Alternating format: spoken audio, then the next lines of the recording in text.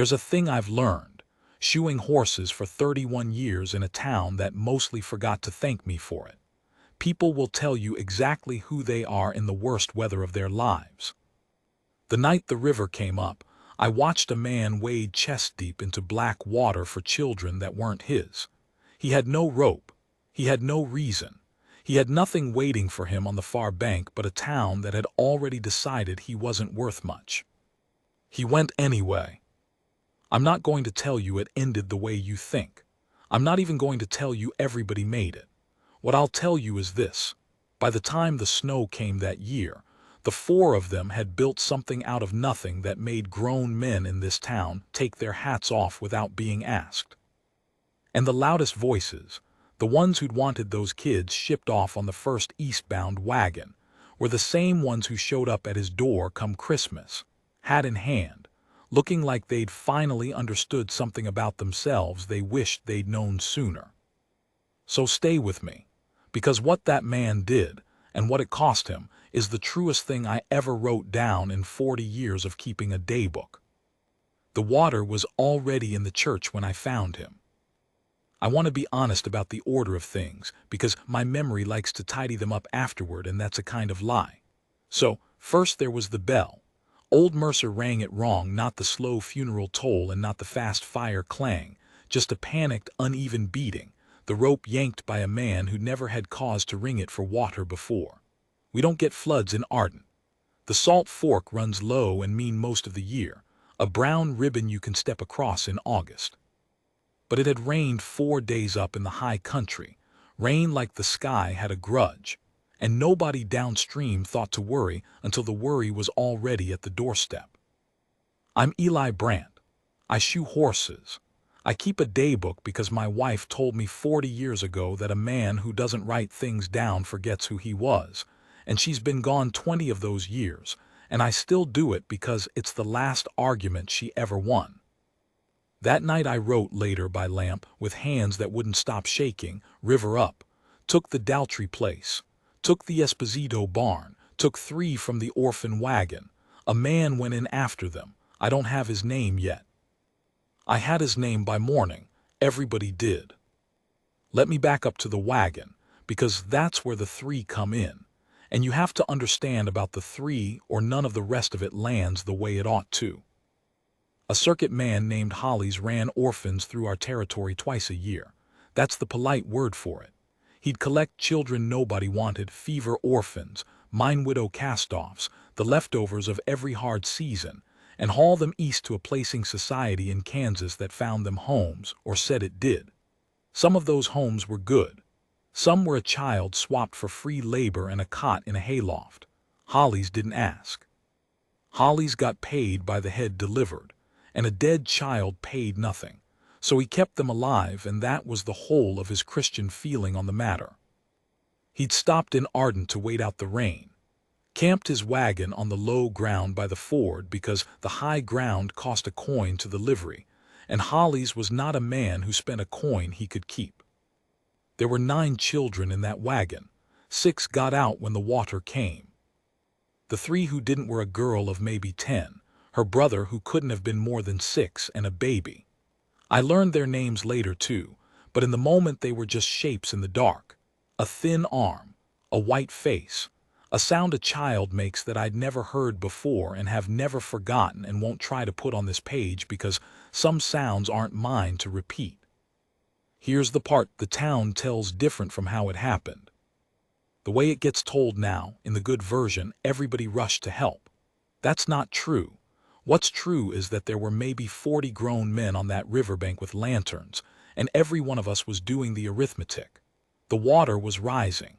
The wagon had tipped against the cottonwood roots and was filling. The current between the bank and the wagon was the kind that takes a strong man's legs out from under him and doesn't give them back. And those weren't our children. That's the ugly truth at the bottom of it. They were Hollies' freight. They were nobodies, which in a town's quiet accounting is the same as everybody's, which is the same as no one's. I'm ashamed to say I was doing the arithmetic too. The man who wasn't doing arithmetic was standing 2 feet to my left, and I didn't even know his name. I'd seen him around maybe a week. A drifter. Came in off the south road with a played-out roan and a saddle worth more than the horse under it, which tells you he'd known better days. He'd taken day work where he could, mucked stalls for the livery, split wood for the widow Carmody, did a fence line for the Daltrys before the Daltry place went under the water that very night. Quiet. Kept to himself. The kind of man a town watches sideways because it can't place him, and a town that can't place you decides the gap must be hiding something bad. Wade Coffee, his name was. I'll just give it to you now so you stop wondering, the way I was wondering, standing in the cold. Wade had set his lantern down on a stump. Real careful, I remember, like setting down a thing he might want again. He pulled off his boots, just sat in the mud and pulled them off one at a time, calm as a man at the end of a workday, while the rest of us shouted about ropes we didn't have and prayed to a god we were hopping would do the wadding for us. Somebody, Prout, the banker, a man whose opinion was worth exactly as much as the money behind it, Prout said, "Don't be a fool. You'll drown for Holly's strays." And Wade said the only thing I ever heard him say that night. He said it quiet, not to Prout, not really to anybody. He said, "I can hear 'em." Then he went in. I have shod the meanest horses in 3 counties. I have set a leg on a man pinned under a wagon and held him down while he screamed and called me names his mother gave him. I am not a soft man, and I have seen hard things. And I will tell you that watching Wade Coffee go into that water is the closest I have ever come to seeing what I would call courage with no second motive in it. No crowd to please. Half the crowd wanted him to stop. No reward. Holly's would have thanked him with a handshake and charged him for it if he could. No claim on those children at all. He just couldn't stand the sound of them. The current took him sideways the second he was off the bank. I thought that was the end of it. We all did. I heard the crowd make that low sound a crowd makes when it's about to watch a man die. But Wade got an arm around the cottonwood root and hauled, and the muscle that came up out of his back through his wet shirt told me he'd done hard labor a lot longer and a lot meaner than fence mending. He got to the wagon. He got the door. And then he had a problem I'll bet most of those 40 men had not even thought of, because they were thinking of the wagon as a thing to reach, not a thing to solve. He had 3 children and 2 arms and 1 trip in him, maybe 1. I found this out from the girl, months later, sitting at my forge while I worked, because children tell you the truths the men leave out. He'd had to choose the order. He'd had to decide, in chest-deep black water with the wagon settling under him, who came first and who waited in a filling wagon while a stranger swam another child to shore and turned around and came back if he could come back, if the water let him. He took the baby first. Of course he did. We'd all have said the baby first. The baby can't hold on, can't help, has no chance alone. The baby first is the easy moral arithmetic, the one even cowards can solve. But think on the girl, 10 years old. Watch a stranger take the baby and swim off into the dark and leave you holding your brother in the cold rising water, and you do not know, you cannot know, if the dark is going to give him back. You hold your brother and you count, and you have no number to count to, because you don't know how long a man takes to cross a river he might not cross at all. She told me she counted to 200. She told me she'd decided that if she got to 400 she was going to try and carry her brother out herself, and she knew, even at 10 she knew, that they'd both have drowned. She decided to drown trying rather than wait one more breath in that wagon alone. She told me this the way a child tells you what they want for supper. Flat. Like it wasn't the bravest thing I ever heard. He came back at a count of 210. Took the boy. The boy fought him. Kids fight you when they're scared. It's not sense. It's just terror with arms, and Wade took a fingernail across the eye that left a mark he carried the rest of the time I knew him, a little white line at the corner of his brow that he'd rub when he was thinking. Got the boy to the bank.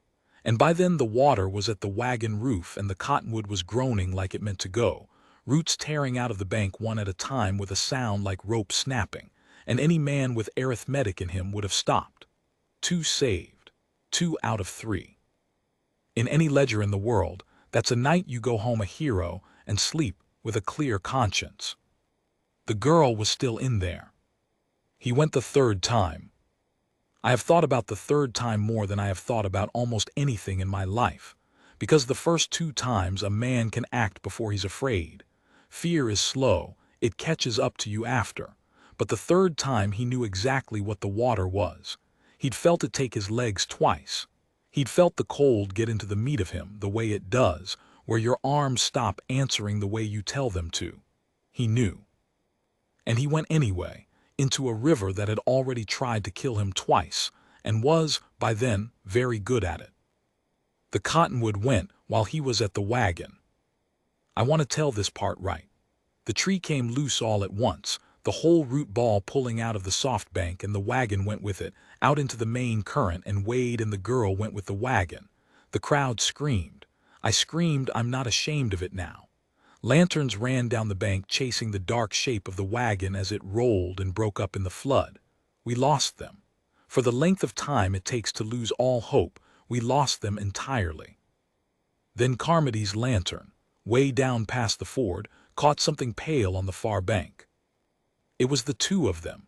He'd gotten her clear of the wagon when it broke, and the current had thrown them, not pulled, thrown, the way a flood will sometimes mercy you for no reason after it's tried so hard to kill you, onto the gravel bar on the far side. He was on his hands and knees. She was under him.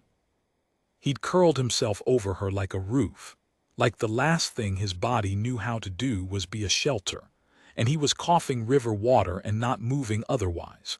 And for a moment in the lantern light, I genuinely could not tell if the man was alive or just hadn't finished dying yet. Then he lifted his head and looked back across the water at all of us standing there dry. And I have never in my life been looked at like that, by a man who'd done what we wouldn't, and I hope to God I'm never looked at like that again. He didn't say anything. He just held out the baby. Somebody'd run the baby and the boy down the bank to him, and gathered all three of them under his arms, all three soaked and shaking and alive. And he sat down in the mud of the far bank and held them and shook, and we stood on our side and watched, 40 grown men, and not one of us had a thing to say. That's where the town's good story starts. The flood, the hero, the drifter who saved the orphans. They tell it at church socials now, and the children act it out and everybody dabs their eyes. What they don't tell, what I'm going to tell, because I wrote it down and the daybook doesn't let you forget the inconvenient parts, is what happened after the water went down. Because saving a child is the easy part. It takes one terrible night and a strong back and a heart that won't do arithmetic. Keeping them is the part that took everything. The trouble started 3 days later, when Hollies came to collect his freight. He came to the livery where Wade had bedded the three down in the loft, and he came with a paper. Hollies was always a man with a paper. The paper said the three children were the lawful charges of the Kansas Placing Society, consigned for delivery, and that Wade Coffee had no more claim on them than he had on the weather, which was, in the eyes of the law and the paper, exactly true. And here's where the town showed me who it was a second time, and I liked it even less than the first. Because a good number of those same men, the ones who'd stood on the bank doing arithmetic, the ones who'd watched Wade go in 3 times for children they wouldn't wet a boot for, those same men sided with Hollies. Not all, but more than I'd have guessed. Prout the banker, naturally. A man who counts money counts everything, and 3 orphans were a cost, not a kindness.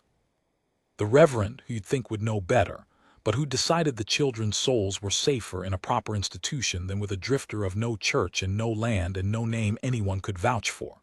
And the women, some of the women, the respectable ones who looked at Wade Coffee, single, rootless, sleeping in a hayloft, and could not for the life of them imagine a man like that raising a girl of 10 and meaning nothing improper by it.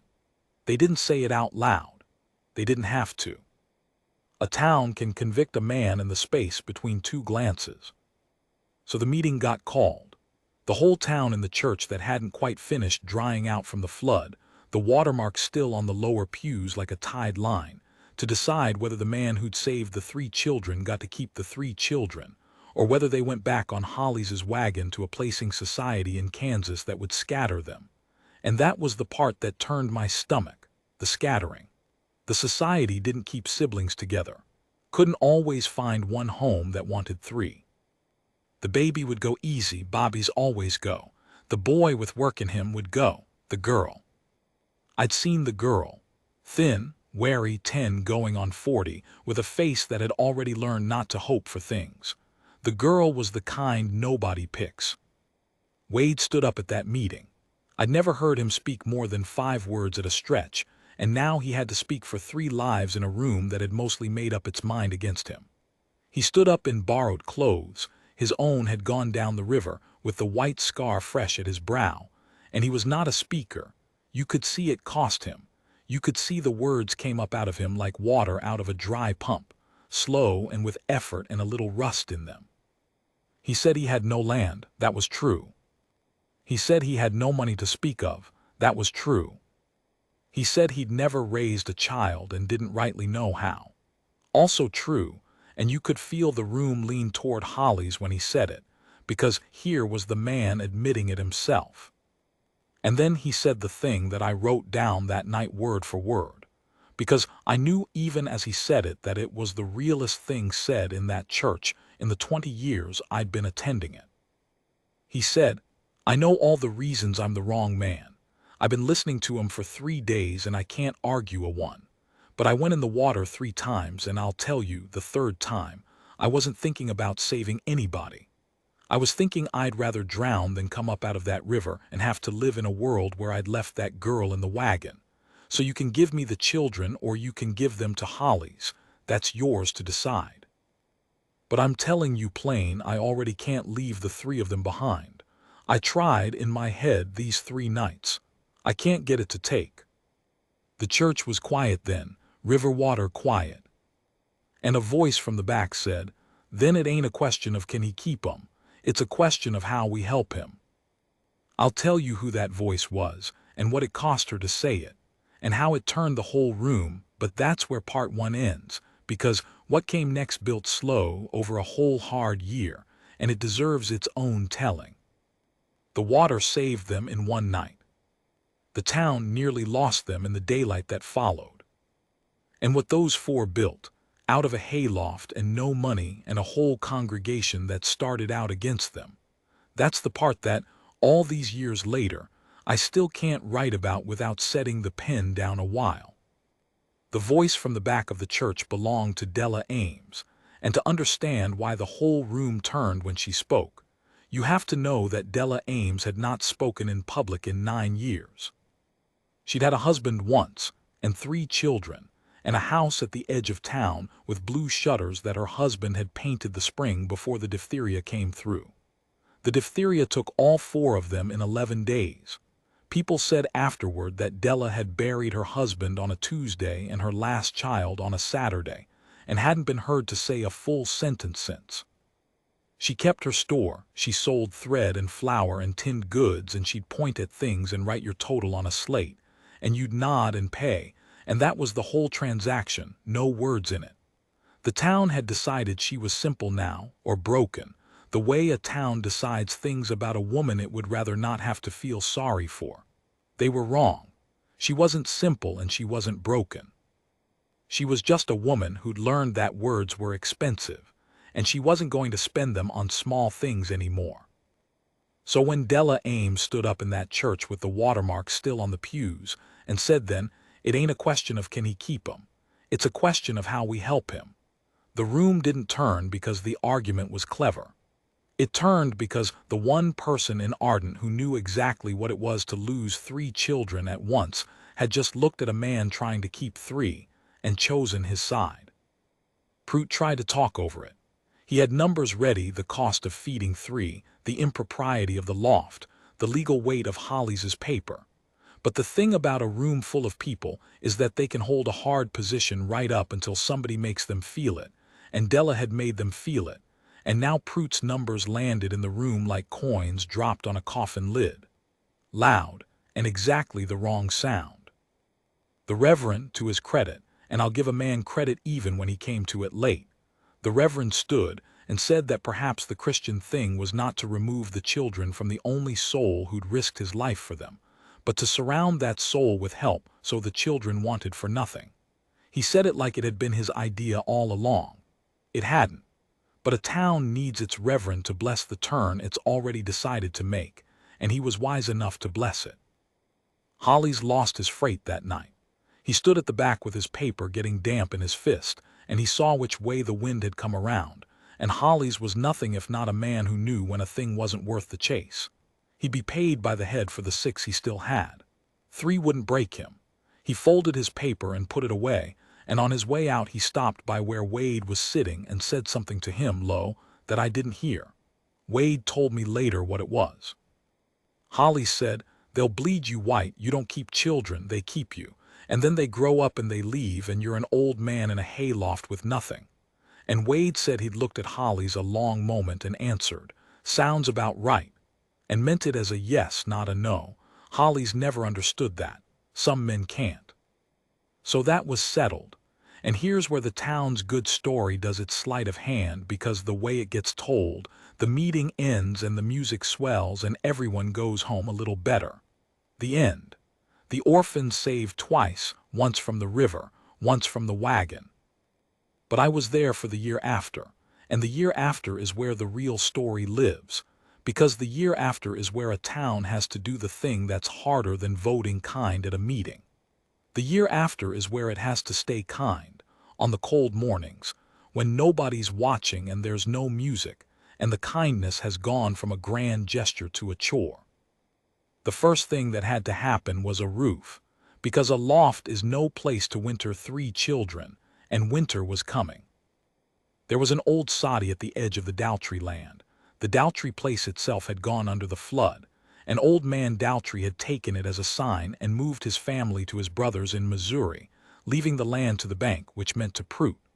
The soddy was half fallen, a dugout really, dirt walls and a sagging roof, the kind of place the first settlers lived in before they could afford lumber. Nobody had lived in it for 20 years. But it had walls and it had a hearth, and it was, technically, a house. Prout owned it, and Prout, who'd argued against the whole business, was not going to give a drifter a house out of the goodness of a heart he kept in his ledger. This is the part I'm proudest of, and I had no part in it, which is maybe why I can tell it plain. The men came anyway. Not all of them. Maybe a dozen the first Saturday. They came with the soddy not being Prout's to refuse, because a thing standing empty and rotting isn't a thing a man can really be said to own in the way that matters, and a dozen men deciding to fix it put Prout in the position of either making a public stink about an old dugout nobody'd wanted for 20 years, or letting it happen and looking generous. He let it happen. He even, eventually, donated it, once it was clear the town had decided to make a story out of his generosity whether he was generous or not. That's how a town reforms a banker, not by changing his heart, by making the kind thing the cheap thing. They redug the back wall and shored the roof and cut new sod and laid a real floor of split planks that Carmody gave from his woodlot. The widow Carmody, who'd watched her own lantern catch Wade on the far bank that night, gave the planks and didn't ask to be thanked. They put in a window, glass, real glass, which in Ardent in those days was a thing you remarked on. The Reverend's wife organized the women, and the women who'd whispered about the impropriety of a single man and a girl of 10 now found themselves hemming curtains for that girl's window, and it's a strange thing how hard it is to whisper about a person while you're sewing for them. The needle doesn't leave room for it. By the time the curtains were up, half the gossip had gone out of the women who'd sewn them, and the gossip that was left didn't have enough company to thrive. I shod Wade's roan for free and reset the wheels on a cart somebody gave him, and I told myself I was just doing my trade. I wasn't. I was doing what Della did. I was choosing a side with my hands because my mouth was no good at it. By the first hard frost, the 4 of them were in the soddy. A real house near enough. Smoke from a real chimney. A girl, a boy, a baby, and a man who didn't know how to raise any of them and was, by every account including his own, making it up one day at a time. The girl's name was Junie. The boy was Tom. The baby, and this is a thing that undid me a little when I learned it, the baby had no name. She'd come onto Holly's wagon too young to have been given one, or young enough that whoever gave it was already dead and the name died with them. Holly's had just called her the small one. 9 months old, near enough they could guess, and nobody in the world knew what she was called. Wade named her in the spring. He named her Mercy. And he was careful to tell Junie this because Junie was old enough to mind it, not because she'd been shown mercy like a charity, like something done to her. He named her Mercy because, he said, that was the thing the three of them had brought into his life, not the thing he'd done for them. He had it exactly backwards from how the town told it, and he had it exactly right. Now, I said there was a morally heavy decision in this, and there was, and I've put off telling it because it doesn't make anybody look the way they'd want to look, least of all Wade, and the town's good story leaves it out entirely.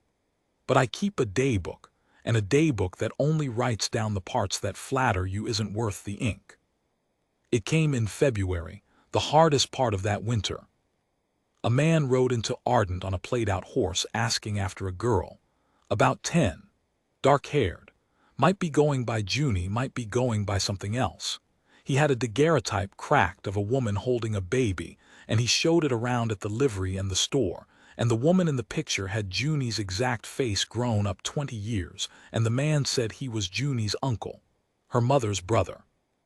Said the mother had died of the fever that had put Junie on the orphan circuit in the first place, and that he'd been back east when it happened, and had only just gotten word, and had ridden 1,000 miles to find his sister's children and take them home. Children, plural. He knew there'd been more than one. He knew about Tom. He didn't know about Mercy because Mercy wasn't his blood, different father, a man long gone, but he knew about Junie and Tom, and he had the picture, and the picture was real, and the grief in the man was real. I watched him in my own forge, turning the cracked daguerreotype in his hands, and I'll tell you, a man can fake a lot of things, but I've never seen one fake the particular way a person looks at a picture of someone the fever took. He was kin, real kin, and kin has a claim that a man who pulled you from a river does not in the law and not, if we're honest, in the deeper accounting either. Blood is blood. The town that had fought to keep the children with Wade now had to look at a man who was the children's actual family, come to take them to an actual home back east, where their mother had grown up, where there were grandparents still living, where Junie and Tom would be among people who shared their face. And here is the morally heavy part, the part that has no clean answer, the part I've turned over for years. It would have been better for them, maybe, by most honest measures, a real house, not a redug soddy, blood relations, not a drifter's improvised love. Schooling, money, a grandmother. The uncle wasn't a Holly's. He was a decent man with a real claim and a real home and a real grief, and he wanted them, and he could give them a life that Wade with his free-shod horse and his donated planks and his hand-to-mouth winter could not. The right thing and the kind thing came apart. They don't always. Most of life you can keep them in the same harness. But that February they came apart, and Wade stood in the gap between them, and so did the rest of us. Junie didn't want to go. That part was simple and that part was hard. She was 10 and she'd already lost one family, and she'd decided, with the fierce flat certainty of a child who's been hurt enough to stop bargaining, that she was not going to lose another. She held on to Mercy because Mercy was the catch, you see. Mercy was the seam the whole thing would tear along. The uncle's claim was on Junie and Tom, not on Mercy. Mercy was no blood of his. If the uncle took his niece and nephew home, Mercy stayed. The three would be split. The very thing they'd been saved from on Holly's wagon, the scattering, would happen anyway, just slower, and with a kind man's good intentions instead of a cruel man's ledger. Wade went out to the barn the night the uncle made his case, and he stayed out there a long time, and Junie told me later she watched the lantern in the barn window from the soddy, and she was certain, that he'd gone out there to decide to let them go. Because that's what the grown-ups in her life had always done, eventually. They decided to let her go. It was the one thing she'd learned to count on. I know what he was doing out there because he told me. The only time he ever told me the whole of it, years on, when Junie was grown and married and the baby Mercy was a girl taller than Della's slate. He said he sat in the barn and made himself do the arithmetic. The real arithmetic, not the cold riverbank kind, but the loving kind, which is worse, because it's done in good faith. He made himself add up everything the uncle could give them against everything he couldn't. He made himself look at the soddy and the hard winter and the no money and the no grandmother and the no future he could promise them, and he made himself say it out loud in the empty barn. They would be better off. He said it 3 or 4 times. He said he needed to hear his own voice say it to know if it was true. And then he said, and this is the line I wrote down later that I think is the truest thing about love I ever heard a plain man say, he said, I couldn't get the arithmetic to come out, Eli. Not because the numbers were wrong. The numbers were right. He could give 'em more than me, every column of it. But there was one number I couldn't make myself write down. I couldn't write down splitting the baby off from the other 2. I sat out there and I tried to put a number on that, and the pencil wouldn't make the mark. And I figured, a sum you can't even bring yourself to write down ain't a sum you're meant to total. So he went back inside in the cold near midnight, and he did not announce a grand decision, because Wade was never a man for announcements. He just sat down at the table where the uncle was waiting, and he said the 4 of them came together or not at all, and if the uncle wanted Junie and Tom, he'd have to want Mercy too, no blood or not, all 3 or none.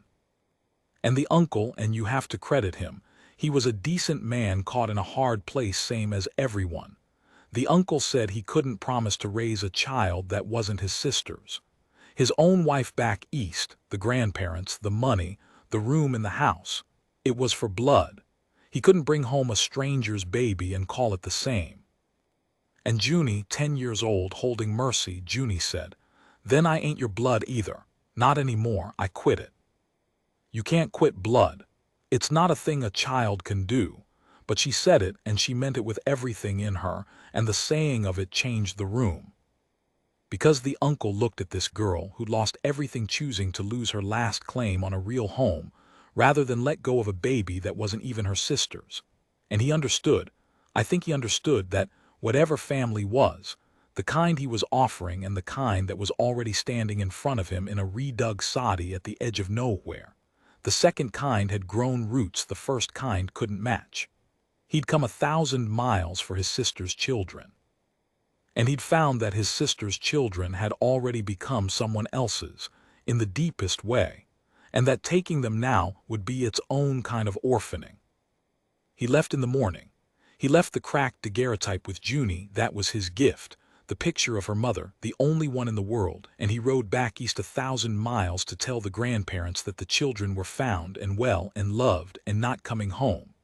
I have always wondered what that ride was like for him. I've always hoped the grandparents found some peace in found and well and loved, even without the coming home. I'll never know. He never came back, and we never heard, and that's one of the threads of this story that just goes off into the dark unfinished, the way real threads do. That was the morally heavy one. And notice, this is the thing I want you to notice, because it's the thing the town's tidy version can't hold. Wade might have been wrong. I'm not certain to this day he was right. There's a version of this where the loving thing was to let them go to the better house, the grandmother, the future, and where Wade's all 4 or none was really his own need dressed up as the children's good. Love does that. Love is the best liar there is because it lies in your own voice. I don't know he was right.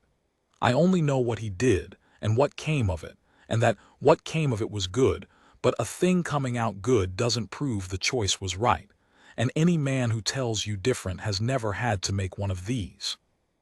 What came of it was this, and this is where the town finally, fully turned, and turned in a way it couldn't take back. Word got around about the uncle, about the offer, and Junie's I quit it and Wade's all 4 or none. Towns talk, and this was the kind of thing a town can't not talk about. And something shifted in the way Ardent looked at the 4 of them, because up until then, you see, the town had been the giver. The town had been generous to them, the soddy, the planks, the curtains, the free shoeing. It had felt good to give to them. It had let everybody feel like the kind of place that takes care of orphans. But the uncle's visit flipped it. Now the town had watched this family turn down the easier, richer, blood-real life on purpose to stay together and to stay here. They'd chosen Arden. They'd chosen the soddy and the hard winter and the made-up father over a grandmother and money back east. And there is no flattery in the world like being chosen by someone who had a better option and turned it down.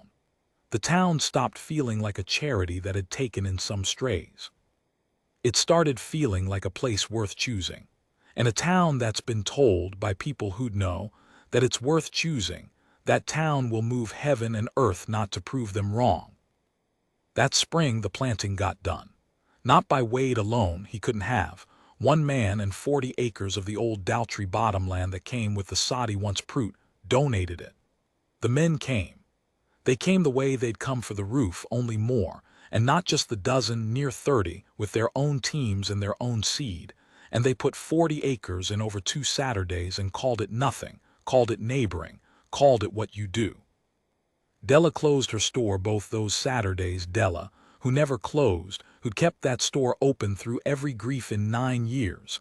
And she came out to the Daltrey bottom and she cooked for 30 men over an open fire and she talked. She talked. To Junie, mostly. The two of them at the fire, the woman who'd lost 3 children and the girl who'd lost 3 families.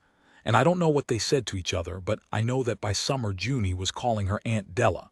And I know that Della Ames started speaking in full sentences again. To anyone.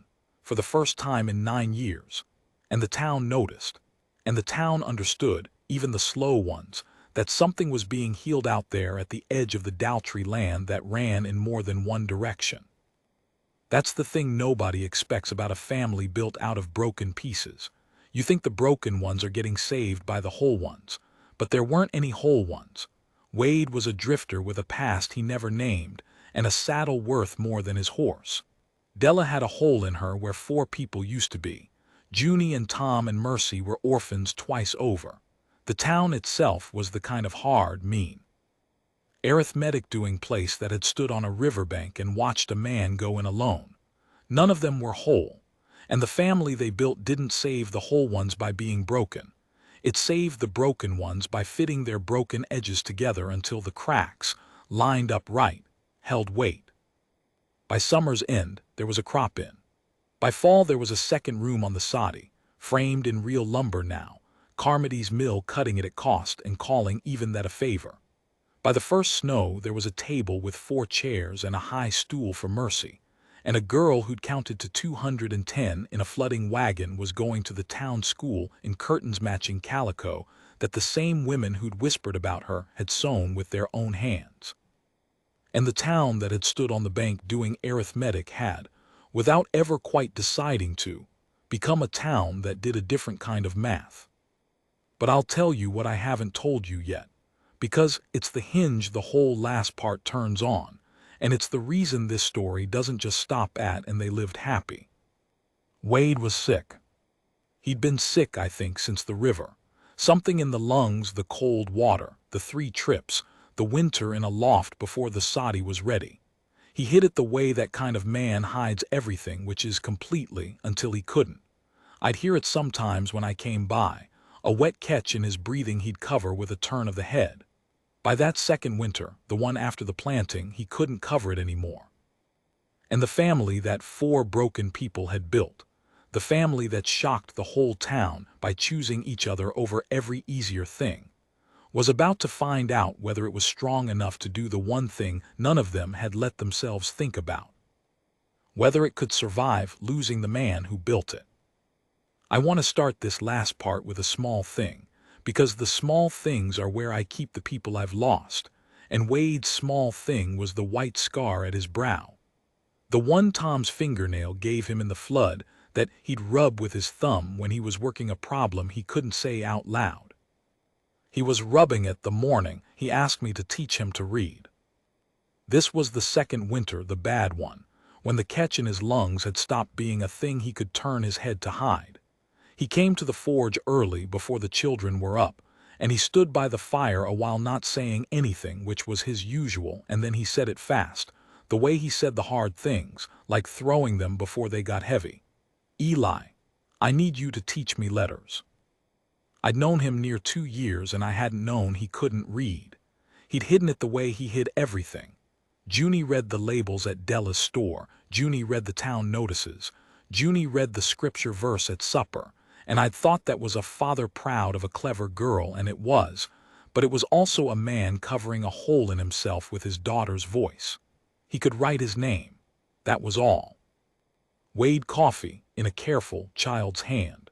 Because a man learns to sign for the things he buys, and nothing past it when nobody ever sat him down.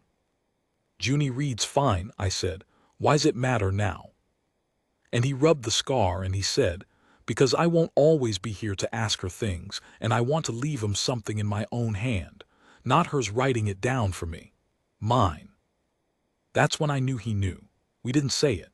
Men like Wade and me, we had a whole vocabulary of not saying it.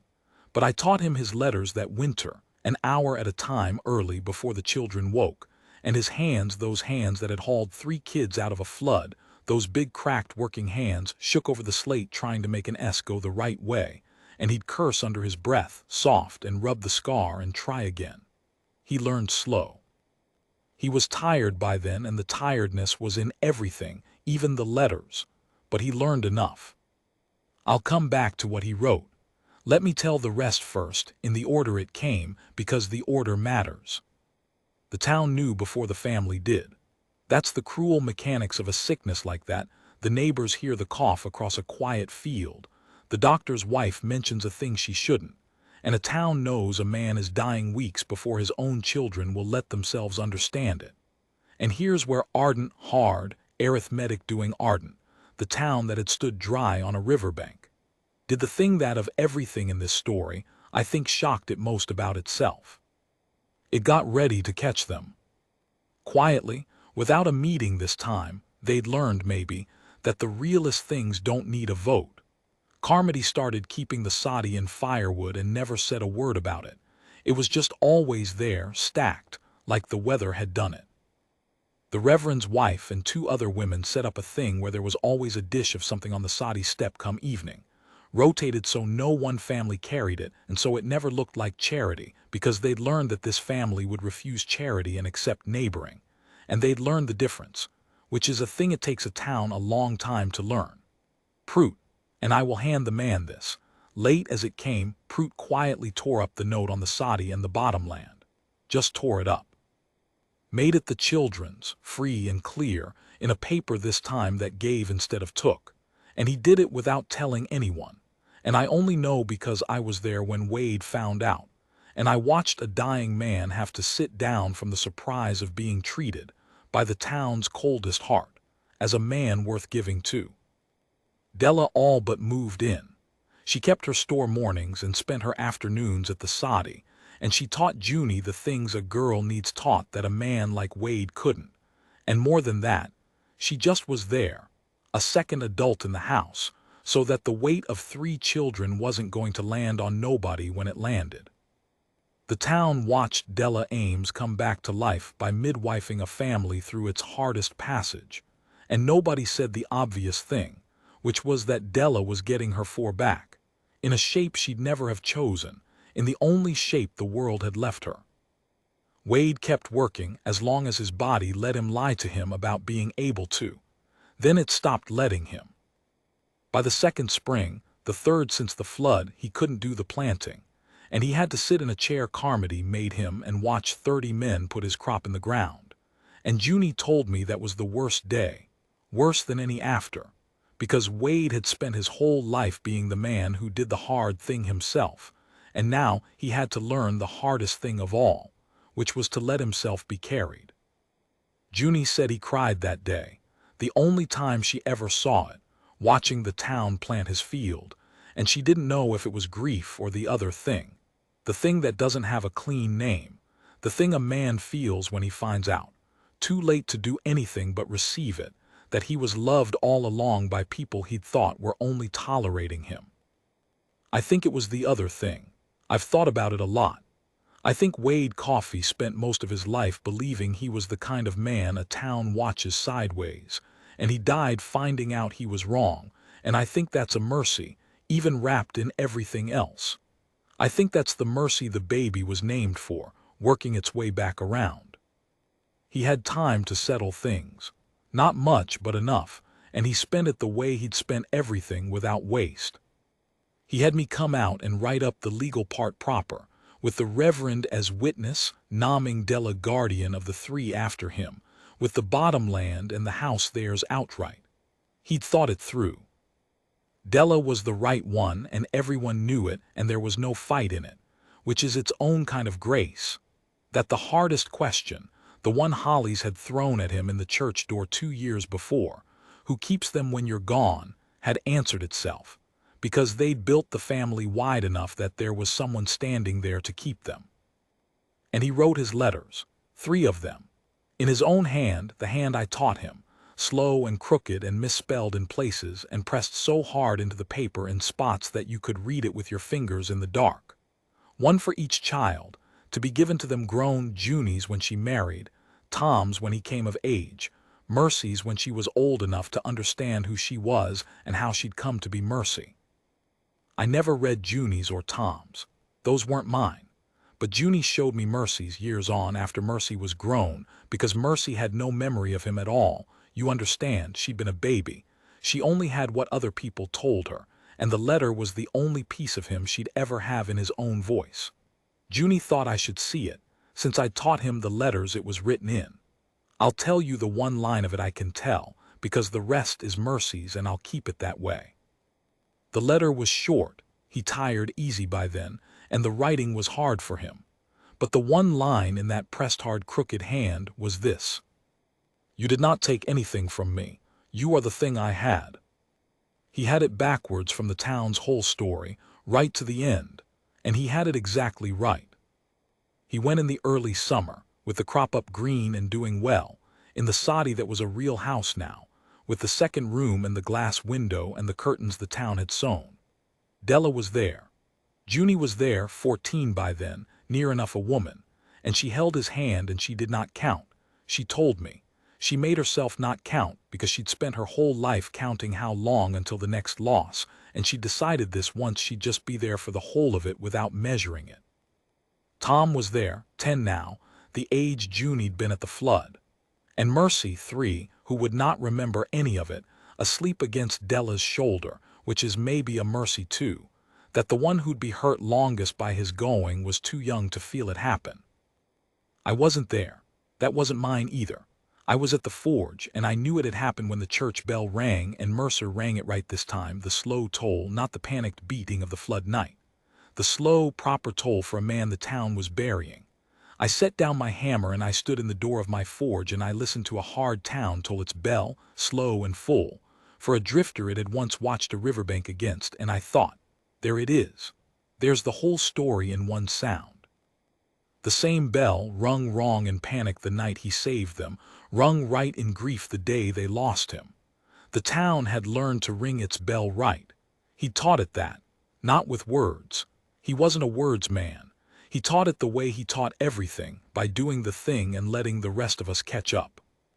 They buried him on the rise above the bottomland where he could see the field. The whole town came. The whole town, Prout in his good coat, the Reverend Carmody, the women who'd whispered and then sewn Della, the 3 children and me with my daybook in my pocket because I didn't know what else to do with my hands. Even Hollies came, if you can credit it Hollies, who'd ridden through on his circuit and heard and who stood at the back of the crowd with his hat off, the man who'd said they'll bleed you white, you don't keep children, they keep you. He'd been right about that. He'd just been wrong that it was a warning. It wasn't a warning. It was the whole point, and Wade had heard it as the whole point from the first, standing in the church door, and answered sounds about right and meant yes. Holly stood at the back and watched a town bury a man for keeping 3 children that Hollies would have sold by the head, and I don't know what went through him. I'd like to think something did. I'll never know. That's another thread that goes off into the dark. Now I could end it there. The town tells it close to there, the hero, the family, the beautiful sad funeral, the bell. It's a good place to stop if what you want is to feel a clean ache and go home. But I keep a daybook, and the daybook ran on past the funeral, because life does, and the truest part of this whole thing isn't the dying. Any story can make you cry at a graveside. The truest part is what the family did after, which is the part that actually shocked the town, the part the town didn't see coming about itself. It held. That's the shock. You'd think the town half thought that the thing Wade built would come apart without him, that Della couldn't manage 3 alone, that the bottomland would fail, that the children would scatter after all, just slower, the way the uncle's offer would have scattered them slower than Holly's wagon. The town braced for it. It's what arithmetic predicts. One man builds a thing on his own back, and the thing falls when the back gives out. But that was never what Wade built. The town had it wrong because the town kept telling the story as one man. One man went in the water. One man said all 4 or none. One man, and so the town assumed the thing stood on the one man and would fall with him. It didn't stand on him. He'd spent 2 years making sure it didn't. The letters, the guardianship, Della all but moved in. The wide net of neighbors who brought firewood and dishes and called it nothing. Wade had spent his dying building the thing so it wouldn't need him to keep standing. He'd done the one thing the town never gave him credit for, because it's the kind of thing that doesn't look like heroism, the kind of thing nobody writes a ballad about. He'd made himself unnecessary on purpose, out of love, so that the people he loved wouldn't fall when he did. Della raised them. The town stayed. The bottomland came good year on year. Junie grew up and married a young man from the next county who was smart enough to know what he was marrying into, not just a girl, but a whole shape of family, Della and Tom and Mercy, and the long shadow of a man he never met. And Junie read her father's letter on her wedding morning and would never tell anyone what was in it. And good for her, it was hers. Tom took the bottomland when he came of age and farmed it like a man paying back a debt he was glad to owe. And Mercy, the baby with no name, the one who'd be hurt longest and remembered least, Mercy grew up the most herself of all of them, because she'd never known a day of not being wanted. She'd been wanted from before she had a name, and it does something to a person, being wanted from the start. It puts a floor under them the rest of us spend our whole lives looking for. Mercy's the one who keeps the rise mowed now, the little graveyard above the field. I'm an old man and I don't get out there easy anymore, but she comes by the forge sometimes grown, taller than Della's old slate, with her father's exact way of rubbing her thumb at her brow when she's working a thing out, which can't be the scar because she never had the scar, which means it isn't a thing you're born with. It's a thing you catch from being loved by someone who did it, and that undoes me a little every time I see it. She comes by and she asks me about him, because I'm the last one who knew him outside the family. I'm the daybook. I'm what's left of the part of his life that happened before the river, which is to say almost nothing because he never told me and I never asked, and that's the one thing I'd change. I'd have asked. I'd have wanted to be able to tell her where he came from, who he'd been, what made a man like that. She asks and I have to tell her I don't know. He came in off the south road with a played-out roan and a saddle worth more than the horse, and he heard 3 children in a flooding wagon, and that's where the man I knew begins. Everything before is in the dark. But here's the thing I tell her, the thing I've come to believe is the whole of it, the thing I'll close this daybook on. It doesn't matter where he came from. I used to think it did. I used to think there was a key in it, that a man who'd do what he did must have had some grief of his own that drove him into the water, some children he'd lost, some debt he was paying. Maybe, probably. But I've decided it doesn't matter, and here's why. Because whatever he was running from, whatever was in the dark behind him on that south road, he could have kept running. The water was a chance to keep running even. A man can drown himself in a flood and call it an accident, and nobody'd ever know it was the other thing. He had every reason to let the dark have him. He went in for the children instead. And whatever made him able to do that, whatever broke in him once, whatever it cost, whatever he never told a soul, it turned, at the last, into the thing that built a family out of 4 broken pieces in a hard town, and saved more people than the 3 he carried out of the river. It saved Della. It saved a town's idea of itself. It's still saving Mercy, who never met him, every time she rubs her thumb at a brow with no scar on it. So I don't know where he came from. I've made my peace with the dark behind him.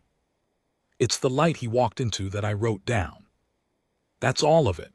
That's the whole story, true as I can tell it, which is never as true as the thing itself, but it's what I've got. The bell, the water, the three of them, the man who couldn't get the arithmetic to come out and built a family instead. Mercy keeps asking me to write it down proper, all of it, so she'll have it after I'm gone the way she had his letter. I keep telling her I will. I suppose this is me telling her I have.